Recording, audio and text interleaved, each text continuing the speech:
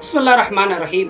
पैगम्बर सलाम सल्लल्लाहु अलैहि वआलिहि वसल्लम की खिदमत में एक शख्स आया और आने के बाद अर्ज़ किया, या रसूल अल्लाह, पहले मैं बहुत मालदार आदमी था लेकिन अब मैं फ़कीर हो गया हूँ। या रसूल अल्लाह, पहले मैं बहुत खुशहाल था लेकिन अब मैं गमगीन रहने लगा हूँ। या रसूल अल्लाह, पहले मैं एक सेहतमंद इंसान था लेकिन अब मैं बीमार रहने लगा हूँ। या रसूल अल्लाह, पहले लोगों की नज़र में मेरी इज्जत थी लेकिन ऐसा लगता है कि अब मैं लोगों की नज़रों से गिर गया हूँ। या रसूल अल्लाह, इतनी बड़ी कायनात में ऐसा लगता है कि ज़मीन खुदा मेरे लिए तंग हो गई है। या रसूल अल्लाह, मैं पूरे दिन अपनी रोज़ी के लिए इधर उधर टहलता रहता हूँ लेकिन उसके बावजूद भी ऐसा लगता है कि रोज़ी के फहरिस्त से मेरा नाम ही हस्फ कर दिया गया है, निकाल दिया गया है। पैगम्बर इस्लाम ने फरमाया कि शायद तुम मीरासिल हुमूम इस्तेमाल करते हो।